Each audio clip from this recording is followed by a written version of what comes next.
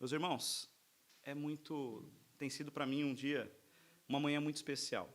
Aliás, foi uma semana muito especial, né? Uma semana marcante de desafios, né? Não é fácil a gente planejar e executar com tão pouco que nós temos, pouco tempo, poucos recursos, mas o mais importante nós temos, primeiramente, é nosso Deus, nosso Cristo em nós, e grandes amigos e grandes cantores, músicos. Então foi bênção de Deus. Eu estou muito feliz com o que eu tenho testemunhado desde essa semana e, em especial, hoje, nessa entrega. Estou muito contente mesmo.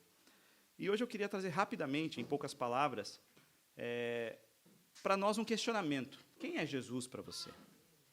É o questionamento que eu queria trazer para cada um de nós. Quem é Jesus? Essa semana comemoraremos o Natal e, como de costume, todas as famílias, né? Todas as famílias acabam por lembrar de Jesus na sua ceia de Natal. Amém? Oxalá que fosse assim, né? Oxalá que todas as famílias, de fato, do mundo lembrassem de quem é Jesus nas suas ceias de Natal. Mas a verdade é que não é assim, infelizmente. Infelizmente, a realidade é outra, né? E é sobre isso que eu gostaria de falar um pouco com os irmãos. É um texto extenso, mas eu prometo tentar fazer uma leitura, de certa forma, um pouco rápida, para a gente poder realmente meditar em cada um dos versos, porque eu não quero deixar de fora a palavra de Deus, porque é sobre ela que nós vamos falar nessa manhã. Então, ela é muito mais importante do que qualquer outra coisa que eu vou falar. Então, se os irmãos não aproveitarem nada do que eu disser, aproveita o que está na palavra de Deus, que com certeza é muito melhor do que o que eu vou falar, sem dúvida nenhuma. Vou ler com os irmãos. E tendo nascido Jesus em Belém da Judéia, no tempo do rei Herodes, eis que os magos vieram do Oriente a Jerusalém, dizendo: onde está aquele que é nascido rei dos judeus? Porque vimos a sua estrela no Oriente e viemos adorá-lo. E o rei Herodes, ouvindo isso, perturbou-se, e toda Jerusalém com ele. E os congregados, todos os príncipes dos sacerdotes e os escribas do povo, perguntou-lhes onde havia de nascer o Cristo. E eles lhe disseram: em Belém da Judéia, porque assim está escrito pelo profeta: e tu, Belém, terra de Judá, de modo nenhum és a menor entre as capitais de Judá, porque de ti sairá o guia que há de apacentar o meu povo Israel. Então Herodes, chamando secretamente os magos, inquiriu exatamente deles acerca do tempo em que a estrela lhe aparecera. E enviando-os a Belém, disse: ide e perguntai diligentemente pelo menino, e quando achardes, participai-mo, para que eu também vá e o adore.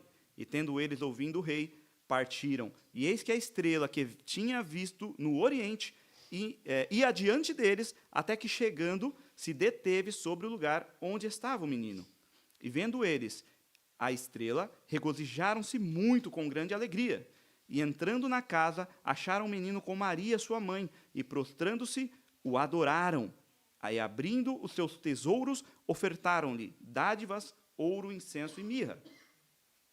E sendo por divina revelação avisados num sonho para que não voltassem para junto de Herodes, partiram para a sua terra por outro caminho. E tendo eles se retirado, eis que o anjo do Senhor apareceu a José num sonho, dizendo: levanta-te, e toma o menino e sua mãe, e foge para o Egito, e demora-te lá, até que eu te diga, porque Herodes há de procurar o menino para o matar. E levantando-se ele, tomou o menino e a sua mãe, de noite, e foi para o Egito.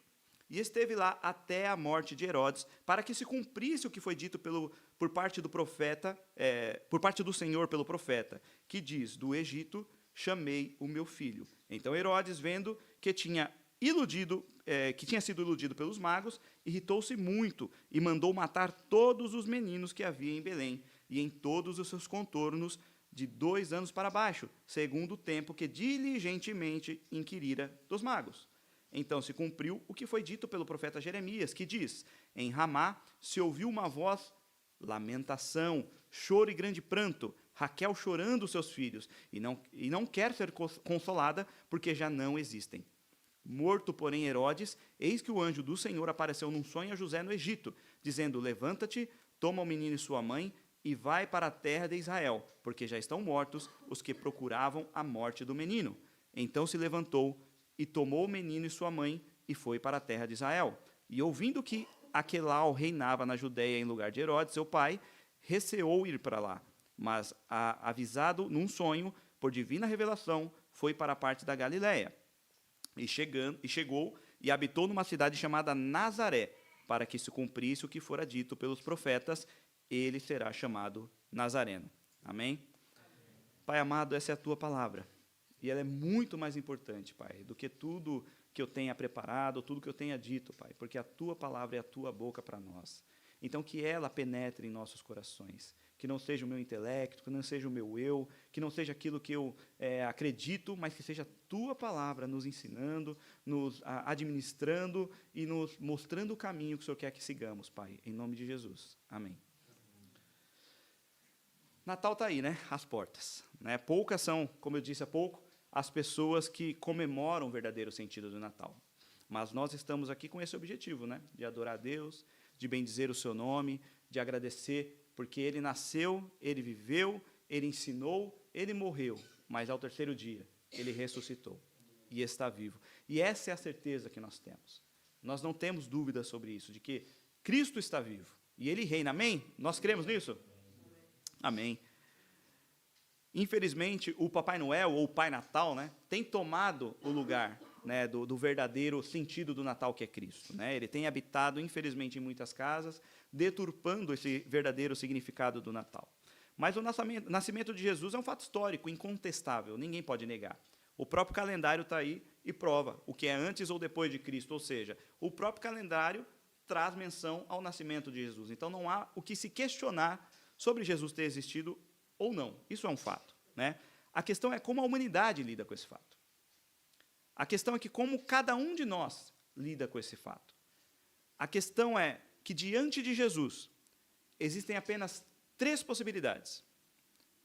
Diante de se apresentar Jesus a cada um de nós, existe apenas 3 possibilidades. A primeira, você o odeia. A segunda, você é indiferente a Jesus. E a terceira, você o adora. Só existem essas 3 possibilidades, e sobre cada uma delas eu queria trazer o que o texto mostra para nós sobre cada uma dessas possibilidades. A primeira é aqueles que odeiam a Jesus.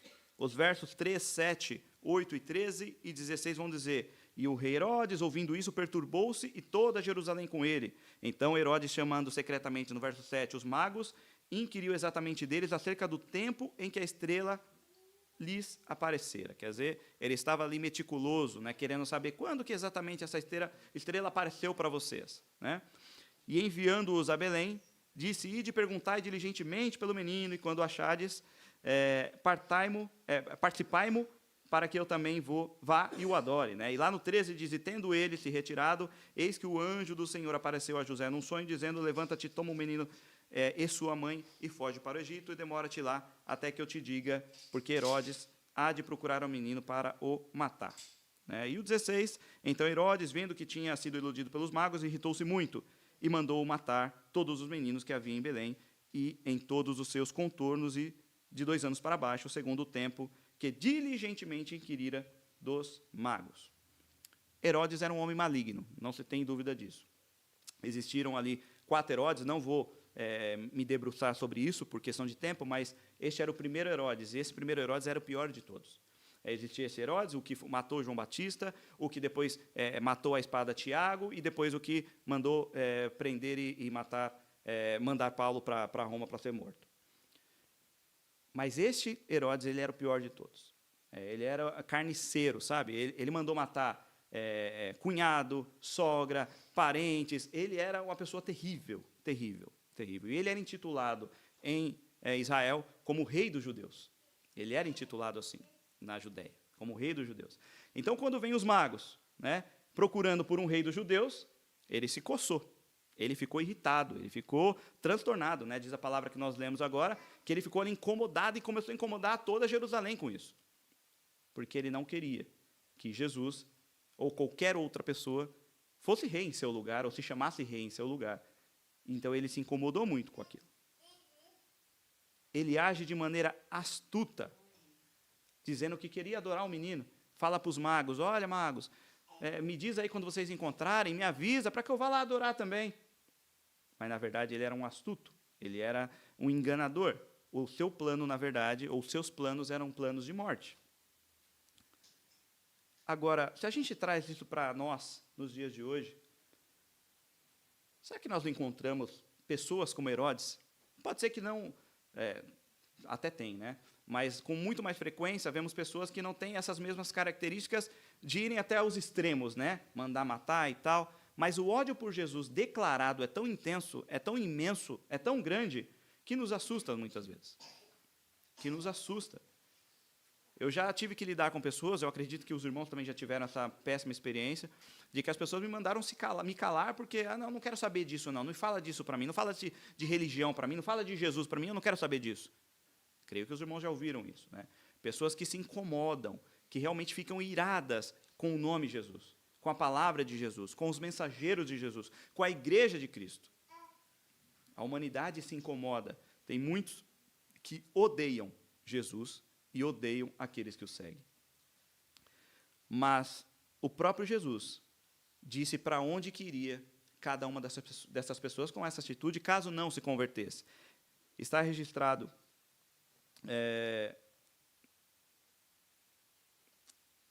lá no verso 20, né? Desculpa. Lá no verso 20. Dizendo, levanta-te e toma o menino e a sua mãe, e vai para a terra de Israel, porque já estão mortos os que procuravam a morte do menino. Esse é o único caminho daqueles que perseguem a Jesus. Morte. Esse é o único caminho daqueles que perseguem Cristo e a sua igreja. A morte. Não há escapatória. Não há o que pensar sobre essas pessoas. Eles agem hoje, eles nos magoam hoje, eles fazem coisas terríveis, mas, biblicamente, eles estão mortos e condenados à morte, a não ser que se convertam dos seus maus caminhos. Então, essa primeira persona, né, que é aqueles que odeiam a Jesus, precisa se converter e voltar para Cristo, porque, caso contrário, o seu caminho é a morte. Mas existe ainda um segundo grupo de pessoas que está registrado ali dos versos 4 ao verso 6, que diz, e congregados todos os príncipes dos sacerdotes e os escribas do povo, perguntou-lhes onde havia de nascer o Cristo. E eles lhes disseram, em Belém da Judeia, porque assim está escrito pelo profeta, e tu, Belém, terra de Judá, de modo nenhum és menor entre as capitais de Judá, porque de ti sairá o guia que há de apacentar o meu povo Israel. Os escribas e sacerdotes conheciam ou não as Escrituras? Conheciam. Eles conheciam as profecias? Conheciam as profecias. Eles narraram as profecias para o rei naquele momento. Eles conheciam. Eles conheciam a tradição. A tradição deixava muito claro também o caminho que esse Messias haveria de vir. A tradição disse isso também. Entretanto, nós vamos perceber uma coisa muito interessante, que a cidade onde eles estavam, Herodes ali, distava mais ou menos de 8 a 10 quilômetros de Belém, onde Jesus nascera. E esses homens, conhecedores da lei, conhecedores das profecias, conhecedores da tradição, cultos, letrados, não foram visitar Jesus. Não se preocuparam em conhecer o Rei dos Reis e Senhor dos Senhores. Não se preocuparam em adorar o Cristo, o Messias, que havia chegado. Não se preocuparam. Antes, se importaram apenas em informar Herodes acerca do paradeiro do menino. Engraçado, né? Nós vemos, então, alguns magos, né, destoando, mais para frente eu falo deles, mas destoando desses homens, né, da lei, né, esses homens conhecedores do Evangelho. Magos que vieram do Oriente, de quilômetros de distância, para adorar esse mesmo Deus, mas os sacerdotes, homens de Deus, homens da lei, que conheciam as profecias, que conheciam as Escrituras, não se importaram em estar próximo de Jesus Cristo. Eles simplesmente eram indiferentes a Jesus. Quantos nós vemos hoje indiferentes a Jesus? Às vezes não é declarado ódio como o de Herodes, né? Eu não odeio Jesus, mas simplesmente é indiferente. Quantos de nós, muitas vezes, somos indiferentes à palavra de Deus? Como de nós, muitas vezes, somos indiferentes à mensagem do reino? Quantos de nós, muitas vezes, somos indiferentes a estudar as Escrituras? Quantos de nós somos indiferentes às profecias bíblicas?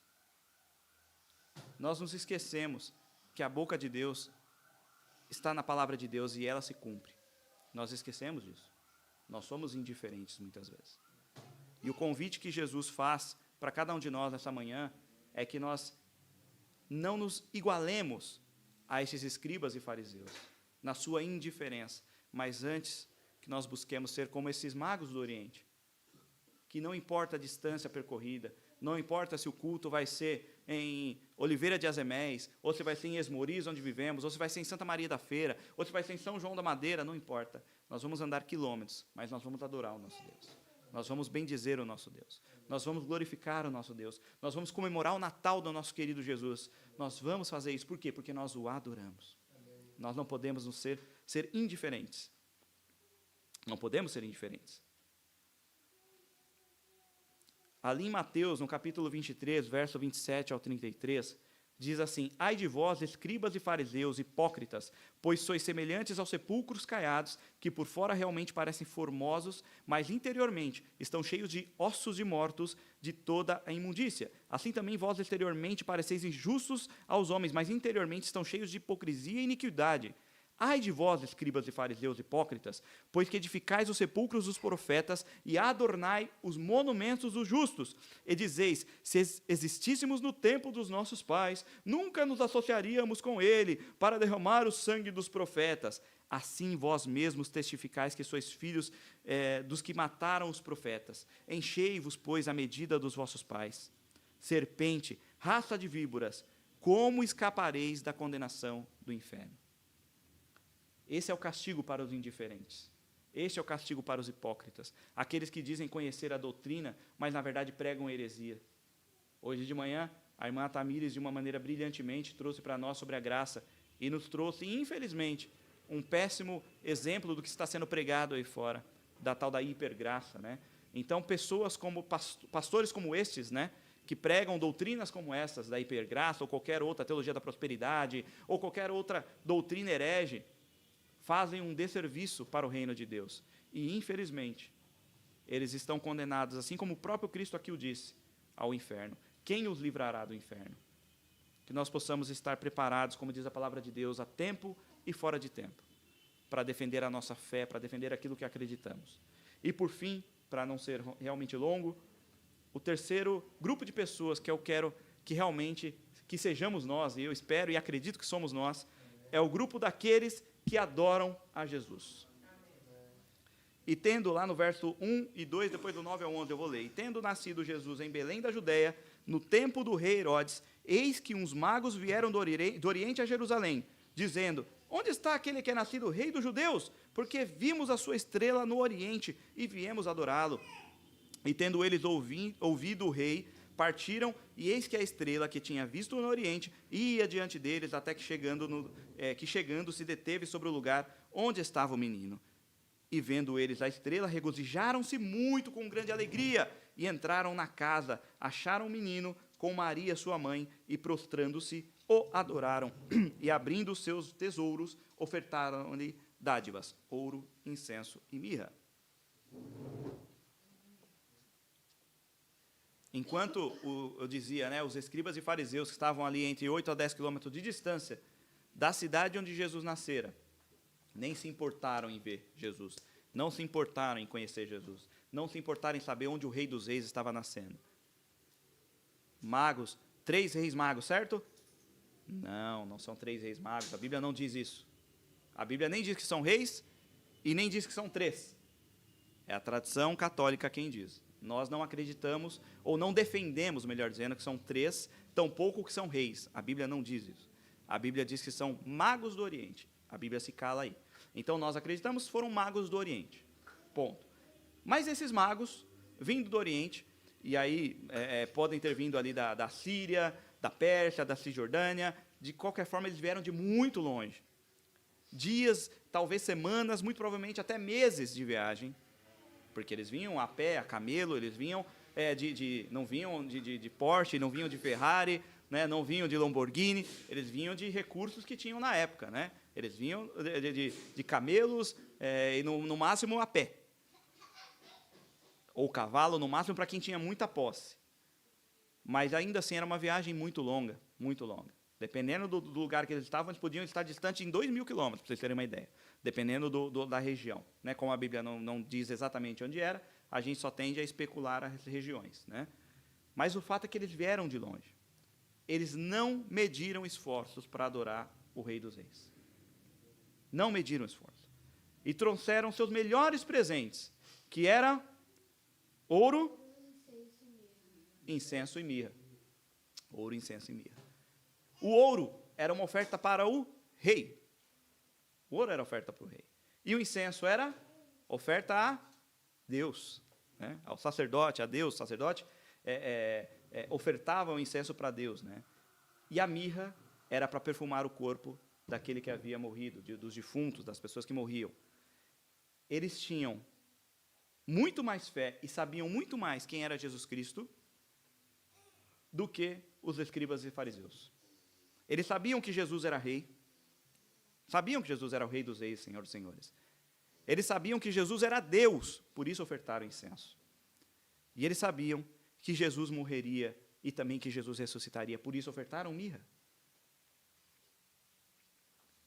O que eles fazem é realmente simbologicamente, eles mostravam quem era Jesus como um todo, né? O seu perfil, né? Como um todo não, mas o perfil de Jesus, né? Para a terra, né? Eles sabiam que era Cristo, acreditavam que Jesus era o Deus encarnado e acreditavam na morte e ressurreição de Jesus Cristo, prevista pelos profetas, inclusive. Esses magos demonstraram realmente muito mais fé. Agora, notem ali no verso 11, que diz assim: entrando na casa, acharam um menino com Maria, sua mãe, e prostrando-se, adoraram a Maria. Amém? Amém, não. E prostrando-se, o adoraram. Adoraram a quem? A Jesus. O texto não deixa dúvida. Não deixa dúvida. E entrando na casa, acharam um menino com a sua mãe, e prostrando-se, o adoraram. O adoraram, ou seja, adoraram ao menino, a Cristo, a Jesus. E ofertaram-lhes os seus tesouros, ouro, incenso e mirra. Eles não adoraram Maria. Embora Maria fosse realmente uma mulher abençoadíssima, mulher de Deus, mulher de caráter, uma irmã que eu realmente gostaria de ter conhecido, para aprender com ela, para ouvir os seus conselhos, e creio que no céu vou ouvir boas histórias dela, com certeza, porque é uma irmã de Deus, eu não tenho dúvida disso. Eu não tenho dúvida disso. Mas Maria não é Deus. Maria não deve ser adorada. E se assim o fosse, se eles assim o fizessem, ela com certeza os repreenderia. Porque serva de Deus como ela o é, ela não permitiria. Mas eles vieram naquela manhã, ou naquela noite, melhor dizendo, para adorar Jesus Cristo, o Rei dos Reis e Senhor dos Senhores. O menino Jesus. E nós, com qual propósito estamos aqui nessa manhã? Você veio para adorar Jesus? Você veio para exaltar Jesus? Nós temos realmente um privilégio, né? Nós temos essas histórias narradas na palavra de Deus, nós temos homens de Deus que passaram por gerações deixando para nós um legado, nos ensinando quem é Cristo. Então, hoje nós temos liberdade, vivemos num país que nos dá essa liberdade, mesmo sendo Portugal, ainda temos essa liberdade de adorar a Deus. Então, o que nós estamos fazendo? Vamos adorar a Deus, amém? Amém. Que Cristo e Jesus falem aos nossos corações ainda mais, mas que a gente não se esqueça que Ele é o nosso Senhor, o nosso Salvador, o nosso Rei. Amém?